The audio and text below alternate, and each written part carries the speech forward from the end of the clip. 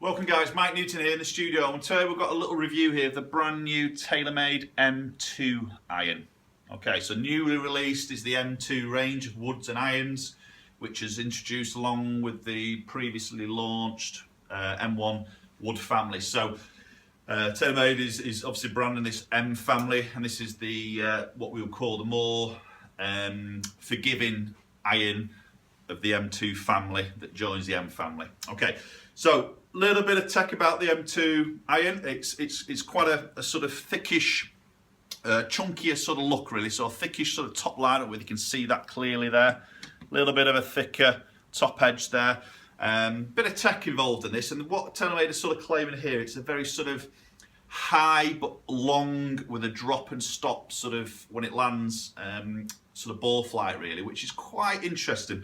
That obviously previous years they've very much gone into this strengthening of lofts, which has obviously picks up distance, but at the same time its flight has sometimes got lower, the backspin's dropped, and it's not really this drop and stop, it's very sort of a flat flight, which isn't great at the other end when you're trying to stop it into maybe a hard summer's sort of green really. So this is incorporating more of a higher ball flight, but when you look at the data on the website here in terms of the lofts, they are very strong.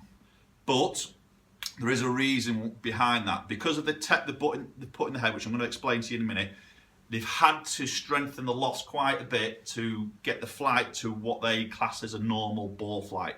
So it'll be interesting to see with just testing it now on GC2 what this launch angle is like with reference to the loft. So the loft in this 7-iron is 28.5 degrees, which is pretty strong. It's probably a good 3 to maybe 4 degrees stronger than other brands out there. So it'd be very interesting to see this launch angle, because TaylorMade are definitely saying this is a higher ball flight, high and long ball flight. So a little bit of tech in it. We've got the speed slot, which they've had in the previous models. It stays in there. You can see the slot gets wider in the heel and the toe to help with off-center hits. Obviously, the speed slot really helps when the strikes get low in the face. So a lot of amateur golfers tend to hit the ball very low in the club face. So the speed slot there helps to keep that ball speed up on your miss hits there. They've got a couple of like sort of supportive bars at the back here, which are actually dragged off the face. So there's actually a gap behind there. So it's quite a thin face, or the TaylorMade I've got here. So they've got some supportive bars there. But by dragging the weight off the face, again, helps with the forgiveness of the golf club. So that provides a 360-degree undercut behind all this. You can't actually see it, but it's all under there. So again, it's about off-center hits, keeping ball speed up, which is the sort of obviously the trend that a lot of brands are going into now. As you probably see here, there's no face slots anymore. Okay, so RSI, previous models, there was face slots on the front there. So TaylorMade is saying now there's no need for those face slots, because of what they've done in the back. The face slots aren't adding any extra there, so that's one of the reasons why they've taken them off. Okay, they've got a fluted hosel. This one doesn't actually have one because it's a fitting iron, so all these shafts are interchangeable for when we do custom fits. So it doesn't actually have it here, but when you come to buy a set, obviously they're glued. They have a fluted hosel. So basically it's like strips of metal that has been taken out. So what TaylorMade is saying here, it saves 3 grams of weight, which they're then positioning in the club head low to drag the CG down, which again helps with more distance ultimately. Okay, so quite a bit of tech in there. So what we're going to do, we're going to hit a few shots on GC2 first. Just give you a little bit of feedback of looks and feel with the actual golf club. I think this club is really going to suit the more sort of mid to high handicapper here. Maybe somebody who wants to try and get that ball flight up, or is definitely looking for some distance. It'd be just interesting to see some numbers here. So I've got a 7-iron here, so we'll hit a couple of shots. Just give you a little bit of feedback. So as I say, when I present that down by the ball, okay, it's a fairly sort of thickish top edge there. Okay, so large sort of club face appearance and top edge, which will give a lot of golfers quite a bit of confidence, to be honest, as they put that down behind the golf ball. There's a bit of offset there, which I'm not a great lover of offset, but that's me personally. I think a lot of golfers, that's there for a reason, and that will help them. Fairly sort of thickish sole here, but these sort of supportive bars at the back, when you sit it down behind the golf ball, nothing sort of protrudes out the back as you're looking sort of down. So it's a nice look. It's a smoked finish, so like the old sort of burner iron that TaylorMade used to do. It's quite a smoked finish. Okay, let's hit a few.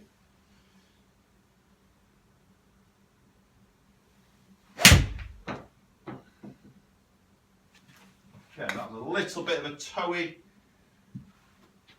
strike. It pitched about 182 that. Yeah, 181. Wasn't the best strike, to be honest. Let's try and get a better one.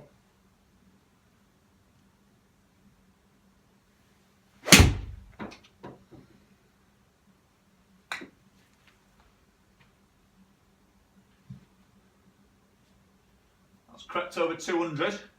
Yeah, 185 carry. Okay.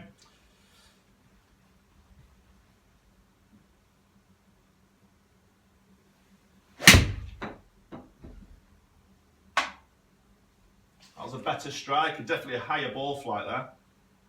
Yeah, that's about 186 carry. 187 actually. Okay, I'll hit one more.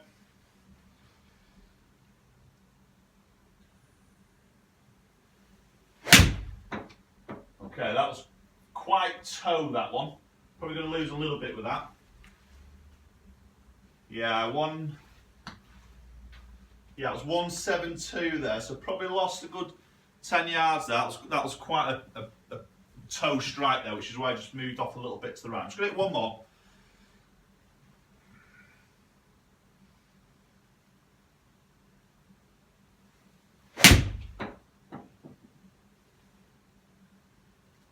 Wasn't too bad. Yeah, around that 180. Okay, so let's go out and have a quick look at some numbers. Okay, so number time, guys. So look at a bit of ball speed here, 123. Look up there, you can see there's a bit of a miss hit there, which was, I caught that a bit heavy. See how that just drops the spin off there? That was a bit of a heavy strike there. That was more me than the actual golf club, so that's quite a poor sort of reading. So what I'm going to do, I'm going to take that one out there, because that wasn't a really, well, nowhere near a good strike there. So these are probably more the truer numbers here. So 124 on the ball speed. Now this is the one we're going to maybe just have a little look at. Bearing in mind these are very strong lofted golf clubs. So 17.5, it's a 7-iron I'm hitting there, which, to be honest, that's probably in the area that I would launch a 7-iron. So what I'm going to do, I'm just going to hit some with my personal iron, which is the Srixon Z745 iron, which is more of a true loft, more classed as a player's sort of iron. So I'm just going to pitch a few against that in a minute, but we'll come back to that. So spin there at 5.2, which is sort of in my area. Again, strike changes this more than anything really. You can see I've got one at 6.1, but then dropping down to sort of 4.4. Again, I think that was a little bit of a heavy strike there, so it just dropped off a touch on ball speed there. That's again more me than anything really. So averaging there at 179. So again, poorer strike. That was that real toe strike there, which just dragged me averages down here, peaking out at 186. So what I'm going to do now, guys, I'm going to hit some with my, as I said, with my personal iron, which is a Z745 iron from Srixon. Again, 7-iron here. The loft on this is 32 degrees for a 7-iron. Okay, the loft on the M2 was 28.5, so that's 3.5 degrees stronger with the TaylorMade iron than the Srixon. So in theory, this should launch a lot higher than the TaylorMade. So what I'm going to do, I'm going to hit a couple of shots with this, and we'll just have a quick look at that launch angle, and this will just maybe decide, you know, or back up maybe what TaylorMade is saying here, that the tech is creating this higher ball flight. So they've had to strengthen the lofts to get this flight back to more of a normal launch, if that makes sense. So I'm going to hit a couple with this. Just change the ball flight on the screen here on the GC2 to red flight, just so you can see the difference here. Okay, so this is a Srixon 7-iron, loft of 32 degrees.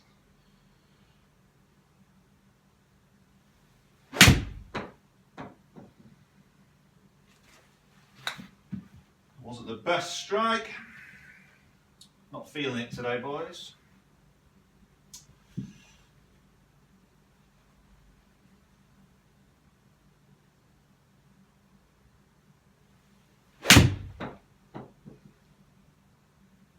that was a better one.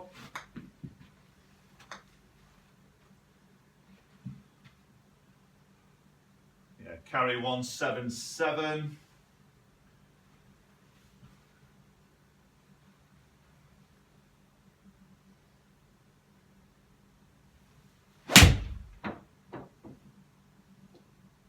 Better shot.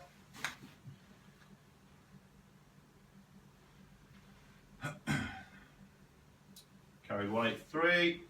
Okay, I'm just going to hit one more.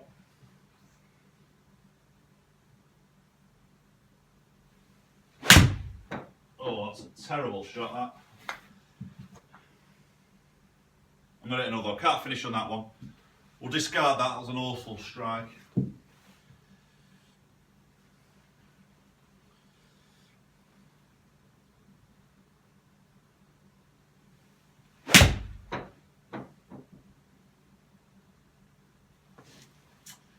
Okay, let's flick and have a quick look at these launch numbers and see what the difference is between the Strixon and the TaylorMade.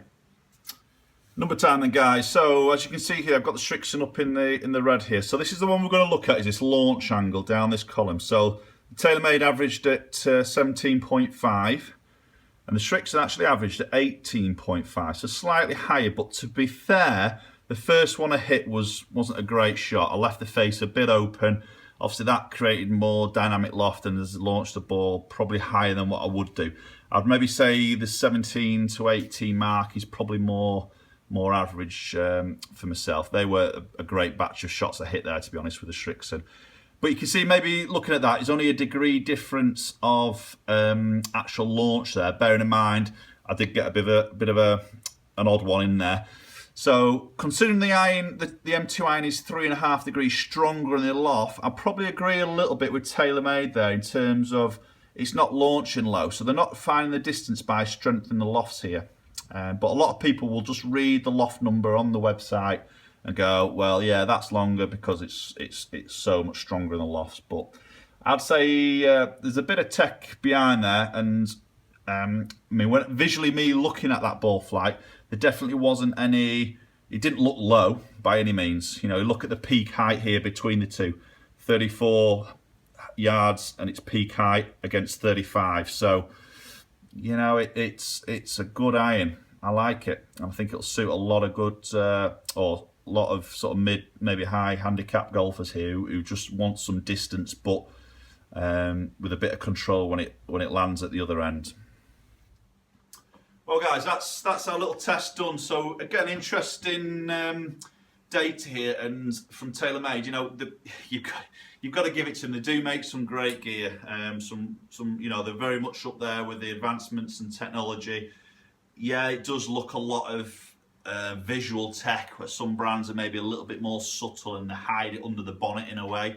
TaylorMade are very much, yeah, it's right in your face. You know, it's doing this, it's doing that. Speed slots here, fluted hosels here, blah de blah. But you know, it's at the end of the day, they're a brand, they're a business, they want to sell golf clubs. But having said that, they do perform. So, you know, through myself, through fittings, I mean, I'm not 100% loyal to TaylorMade. I've got different brands in here, so I'm very much keep an open mind for customers as they come into the studio for a fitting, and really go with what fits in with their game, what they're looking for out of an iron, and then obviously building it and fitting it to their spec. So, but a lot of the time I get feedback from the golfer themselves. You know, it's got to look right at the end of the day. So they put it down, it's got to look right to their eye, it's got to feel right, and then if they're getting some good data in terms of deliverance and numbers and what the GC2 is giving us, then that's a good fit in my eyes. So yeah, TaylorMade M2, excellent iron. If you needed some yards, this is well worth having a go with. I mean, there are obviously some other good brands out there as well doing the same sort of job, but it's a good iron. Okay, guys, thanks for watching. Please post your comments below. Let me know your thoughts on what TaylorMade do with these lofts. Do you sort of agree with what I said? I mean, that the GC2 doesn't lie here. So, you know, if you've tested these yourselves and see what you found, then, you know, please comment. Let's interact a little bit here. Also, hit the subscribe button because I've got plenty more videos coming up. Okay, guys, thanks for watching. We'll see you all very soon.